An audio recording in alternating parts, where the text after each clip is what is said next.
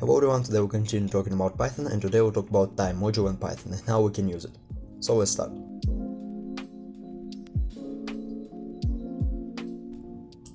It's obvious that time module is used for time calculations and time work in Python, but before I will talk about its functions and how we can use it, I need to talk about the epoch. So the epoch is a certain point in a time, and all the computers start their time count since that epoch. So you can think of it as a beginning of time for the computers, okay? And as far as I know, all the computers nowadays have the epoch set to January the 1st of 1970, but we will see today. And that epoch can differ when we look at different machines, of course. Okay, so you can import time like that. Import time, it's pre-installed, so you don't need to install something with pip. And the first function I want to introduce and forget about it, it's time.sleep. So that time.sleep simply freezes your program for X amount of seconds. And let's, for example, print 1 before sleep and print 2 after sleep. And in sleep we should provide an integer or a float, so any number actually. But we'll talk about that number in a second. So now let's call not 10, but for example 4. So as you can see, I have 1 here printed, and then we sleep for 4 seconds until we got 2. Okay, so time simply freezes your program for X amount of seconds. And that amount can be, again, integer, can be float. So for example 0.5, okay? And you can see 1, then a short delay, and then we receive 2, okay? And you can set your time sleep to 0. It will just print as it would print without sleep, so it doesn't matter if you have sleep or not with 0. But if you pass, for example, -1 here, or minus any number, so you should pass number which is equals or bigger than 0, okay? And now let's have a look. Sleep length must be non-negative, so of course we cannot sleep for -1 seconds. That's obvious. Okay, the next comment I want to introduce is time.gm time. So gm time, it's a special function which gives you current time, in a specific data structure, which is called time struct, or struct time, it actually doesn't matter. So as you can see here, time struct time, and struct time, it's a structure used by time module to present your data as easily for you as possible, okay? And as you can see here, we have tm year, so the year, month, day, hour, minute, second, day of the week, day of the year, and is DST, I will talk about that later, okay? So gm time simply gives you current time. If you pass nothing, so you call just time.gm time, it gives you current time in a struct time structure. And you can actually call, for example, tm hour, tm year, and it will give you the hour, or let's call year. So tm year, as you can see, 2020. Everything works fine. But gm time has one additional argument in it. So now we pass no arguments and it will give current time. But if I'll pass an integer, it will give struct time since the epoch. So how we know what the epoch of our computer is? I can simply pass 0, so 0 seconds after the epoch, okay? And that means actually the epoch, so the time when count started, okay? Let's run. As you can see, struct time 1970, first month, first day, 0 hour, 0 minute, 0 second, weekday 3rd, and of course, so that is the epoch, 1st January of 1970. Everything works fine, and you can actually pass any number. So for example, if I pass -1, we'll receive struct time before 1 second before the epoch, as you can see here. Okay, everything works fine. You can pass any number, actually it can be even float, for example, like that. And yeah, so everything works fine, but I have never actually passed these numbers, but you can find the usage for that. Okay, now let's talk about next function, which is called local time. So local time works as gm time, but with some little additions. So as you can see here, it gives me the current time, everything works fine. But what will happen if I will give 0 as an argument in local time? Let's have a look. We received the epoch, but let's have a look at hour. So tm hour is free now. If I'll call, for example, /n to separate these values, and then, for example, I'll call gm time from 0. So I get local time from 0 and gm time from 0. And as you can see here, local time gives me the epoch plus 3, but gm time gives me the epoch just the epoch, so when the time started, okay? And what are the differences between local time and GM time? So actually, local time gets your time zone and simply adds or subtracts how many hours, how many seconds, and so on. So it gives you your local time actually. And my time zone is, I don't know how it's actually called, 000, something like that, plus 003. So I 3 hours ahead of Greenwich. You understand? And because of that, my local time gives me TM hour as 3, not as 0 as GM time does. So yeah, that's a little addition. So local time actually uses your time zone to get any date, and yeah, that's actually all. Okay, let's move on. Now I want to introduce time.strf time. So strf time is a function which gives you your time, but in a specific format. And now we should provide, if I will call just strf time, it will give me an error, okay? But we should provide one argument, formatting of our time, okay? And that formatting is shows how our time should be presented. For example, you want only month and day, only month and day. What you can do is %m for months and %d for day. Now let's run. As you can see, 7 and 22, month and day. And these percent letter things are used for formatting. So we can go to strf time and you'll find all these format codes in documentation or in the description below. And as you can see, %y, capital S, stands for year with century as decimal number. Let's call it, for example, like that, %y, let's go. As you can see, 2020. Everything again works fine. And you can combine all these type codes or format codes, doesn't matter. So you can write %y, then %m, then %d, for example, and it will give you the date like that. And you can actually write any letter here. So for example, I don't know, slash and slash here. Now let's run. As you can see, everything works fine. But a little addition, and again, you will find all of these codes in the description or in the documentation down below. One little addition, if you want to use %sign itself, what you need to do is, for example, let's call %day, and then if I'll just pass 1% here, as I do in normal string, for example, it will give me an error, because strf time expects some letter after the %. And if you want to use % in your string, what you need to do is type 2% in a row. Okay? And now let's have a look. 22%. So everything again works fine. And that's actually all. Okay, let's move on. Now I want to talk about strp time. So strp time, it's actually, let's call time.strp time. It's actually the opposite of strf time. So it gets a string of time, it gets its format, and it translates your string into struct time. And that's actually all. So you'll understand. For example, time str equals to time strf time. So I get, and let's call, for example, %day, %month, and %year. It actually doesn't matter. So I get time string here with that format.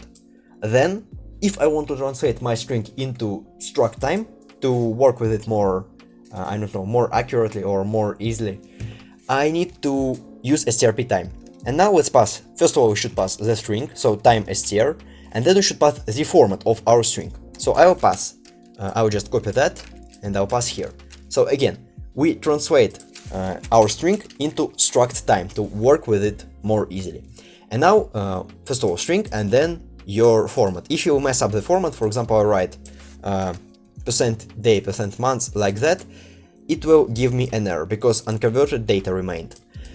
We should pass the real actual format as we did it in strf time. Okay, now let's run, and as you can see, print strp time gives us time struct or struct time, year 2020, month 7, and so on. So everything again works fine.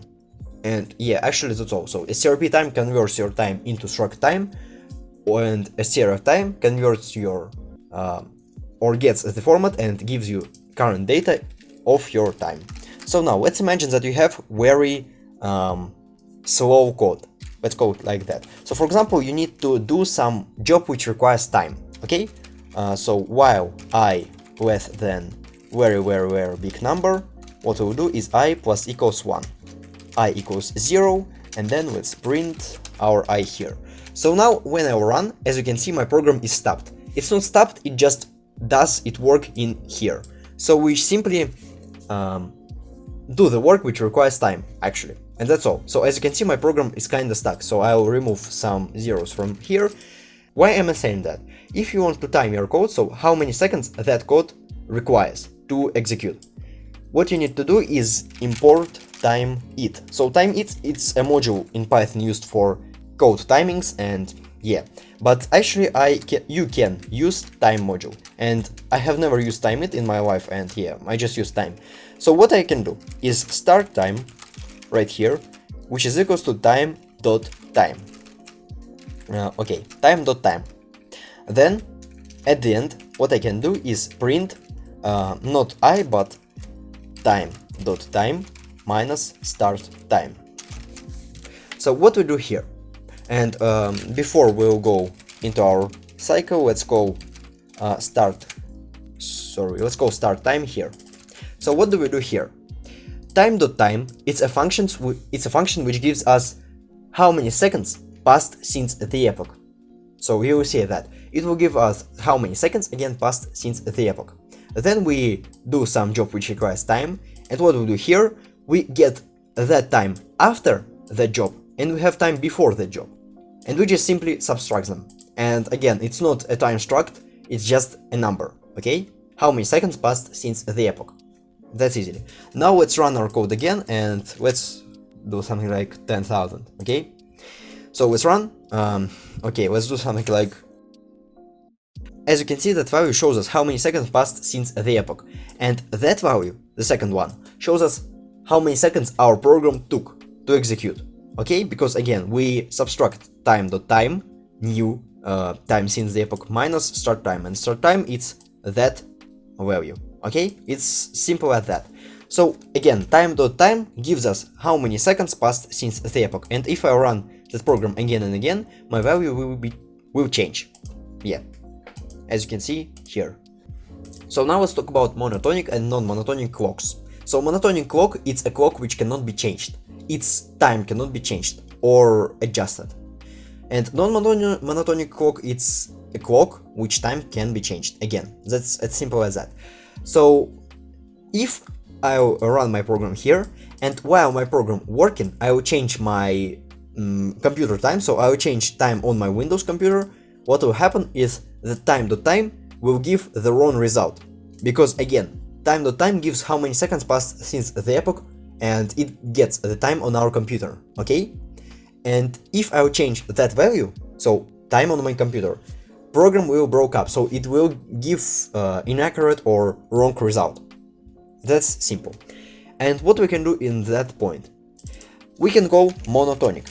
So monotonic, it's a function which gives the same result. Actually, it gives you how many seconds passed since the epoch, but its value cannot be changed.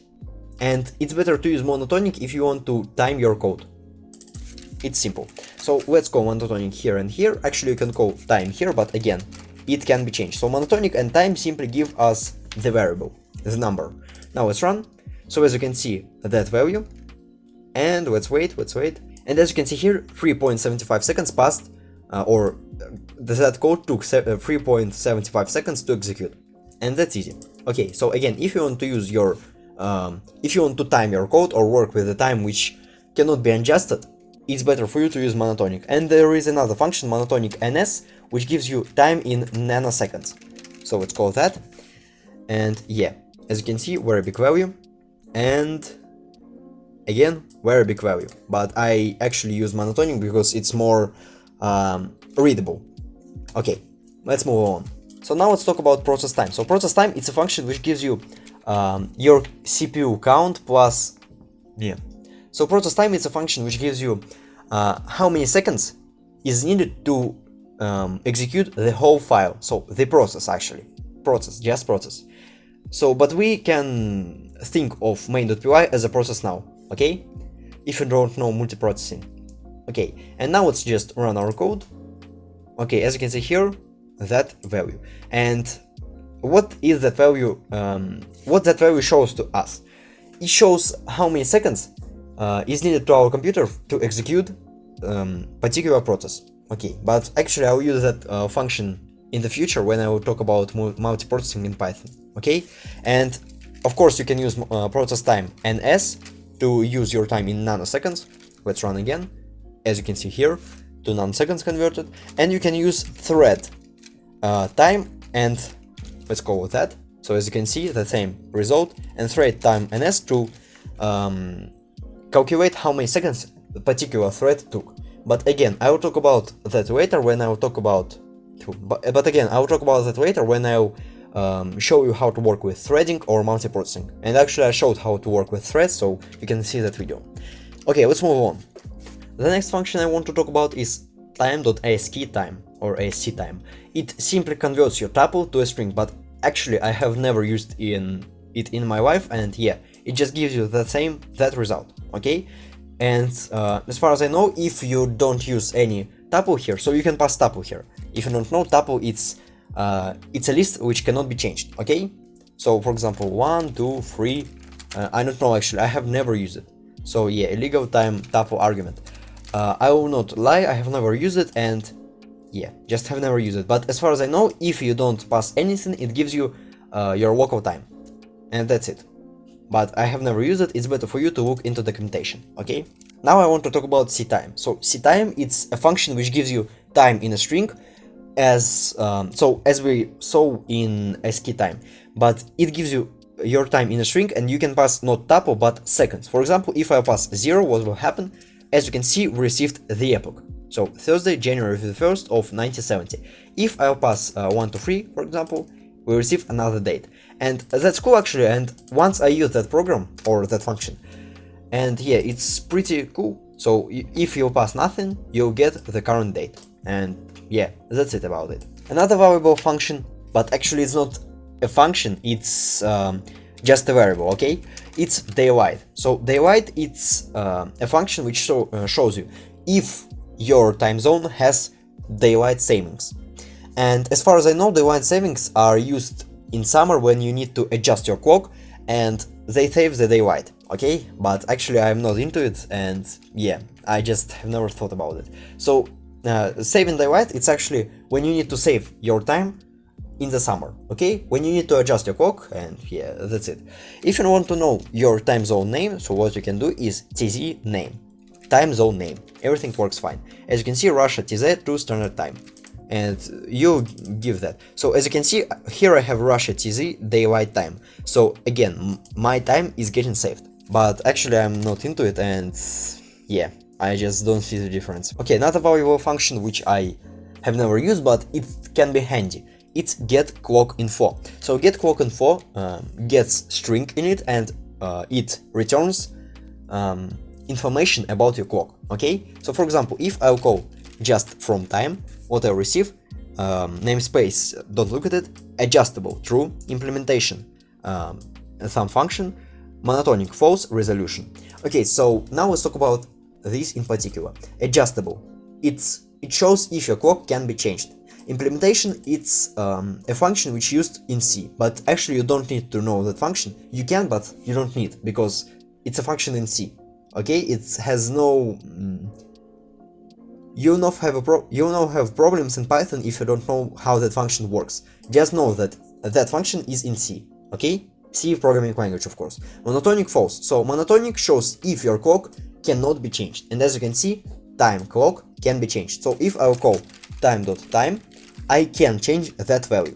But if I will call, for example, time monotonic like that, let's go. So as you can see, monotonic, so that function time.monotonic, which gets monotonic clock, cannot be adjusted or changed. And yeah, that's actually all. So now let's build up simple program with 3 lines. 4 if we'll count that line.